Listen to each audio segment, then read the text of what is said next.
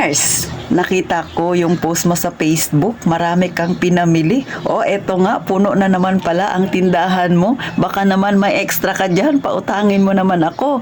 Ha? Sa makalawa ko lang, babayaran.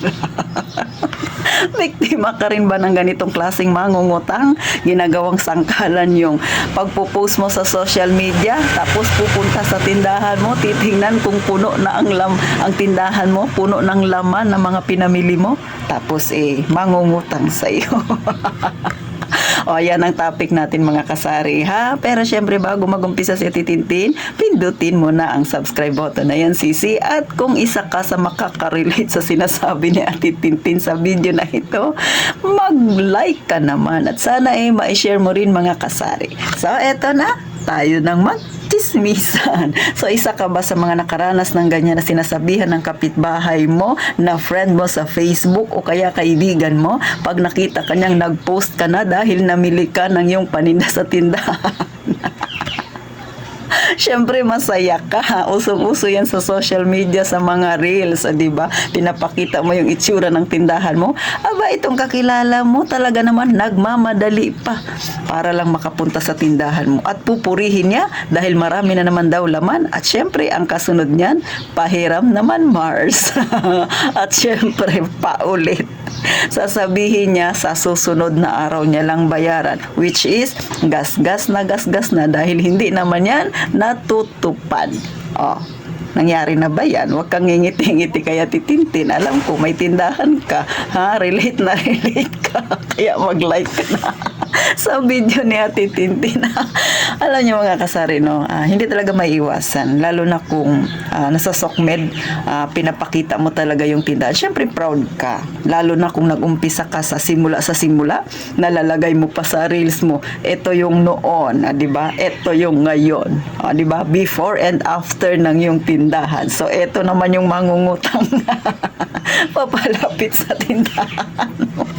Kung hindi pera yung uutangin, syempre, paninda mo. At ang sasabihin niya, sa makalawa niya babayaran. Hindi masama ang mangutang. Totoo po, hindi masama ang mangutang kasi si Ate Tintin ay may utang din ako, ha? Sumasali ako sa mga microfinance na yan, so may isa akong sinalihan.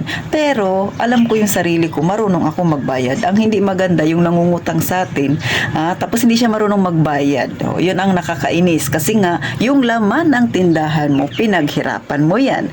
Namili ka, naglaan ka ng oras, nag-ikot-ikot ka sa grocery, napagod ka, napawisan ka, namuhunan ka. Tapos uutangin lang, hindi ka bayaran. Oh, ang swerte niya naman. So, mga kasari, sa totoo lang, ako hindi ko naman sinasabing masama ang mag-post sa social media kasi kahit hindi ka naman mag-post sa social media, kung yung mangungutang sa'yo ay kapitbahay mo yan, ay nakikita pa rin nila na marami ang laman ng tindahan mo. Kaya, ganun pa rin, mangungutang pa rin. Pero para sa akin, lalo na sa mga baguhan pa lang na nagtitindahan, huwag mong papasukin ang magpautang, masisira ang diskarte mo sa iyong negosyo. Alam na alam niya ng mga dati kong subscriber na mga may tindahan at marami silang naichika kay Ate Tintin ukol sa mga ganyang klaseng tao na mahilig mangutang pero hindi marunong magbayad. Walang masama kung mangungutang ka, pero syempre kailangan marunong ka rin magsuli, marunong kang magbayad.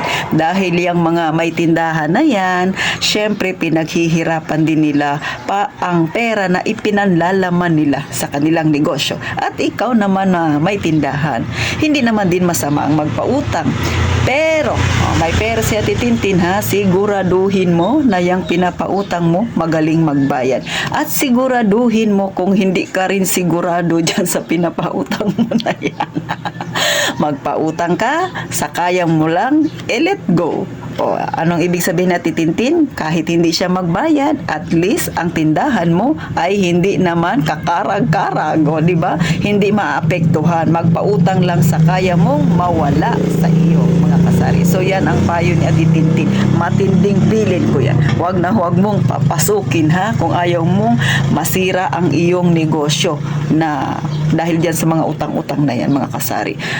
Kahit ako, mga kasari, ha, may utang naman ako sa microfinance, pero nagbabayad ako, tsaka yung inuutang ko ay iniipon ko rin, mga kasari. So, nakikita ko na matatag na talagang tindahan ko dahil kahit may utang sa titintin, lingguhan pa ang bayad, kayang-kayang i-shoulder ng tindahan ko. Pero, syempre, yung inutang natin ay itinatabi rin natin dahil may pinaglalaanan si titintin.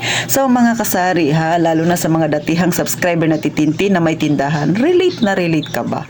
May mga ganito ka bang kapitbahay? Naiinis ka na ba? Pero hindi ka lang makapagsalita ng masakit kasi ayaw mong magkaroon ka rin ng kaaway. Pero alam mo sa dibdib mo, punong-puno ka na sa kanila. Pagka ganyan ang nararamdaman, huminga ng malalim, umpisahan ng umaga sa positive lang ang isipin, mga kasari. Si Ate Tintin, pagka ganyan, yung medyo negative, may mga negative na nangyayari sa akin, mga kasari. So, araw-araw kasi ako ay nagja-jogging. So, pagka nagja-jogging ako, nag-exercise ako, so, nagiging positibo ang aking pananaw. Kaya nga si Ate Tintin, laging nakangirit kahit na walang benta. Kasi ayokong bigyan ng pagkakataon na marami akong negative na maisip. Kailangan ng isipin natin positibo lang, mga kasari. So paano, mga kasari, nakarelate ka ba sa topic ni Ate Tintin? Isa ka ba sa inuutangan? At ganyan din ba ang style ng mangungutang sa'yo? Ang social media mo lang ang kanyang binabantayan o kaya ang tindahan mo kapag punong-puno, saka siya pupunta para mangutang sa'yo?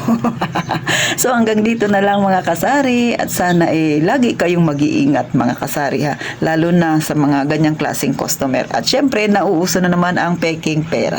So hanggang dito na lang, gaya nga ng palagi kong sinasabi, mag-iingat tayong lahat palagi, mga kasari.